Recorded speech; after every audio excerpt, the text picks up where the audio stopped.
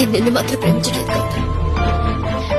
నీ కళల్ని, నీ కోరికల్ని, నీ అనుభూతుల్ని అన్నింటినీ ప్రేమిస్తున్నాను.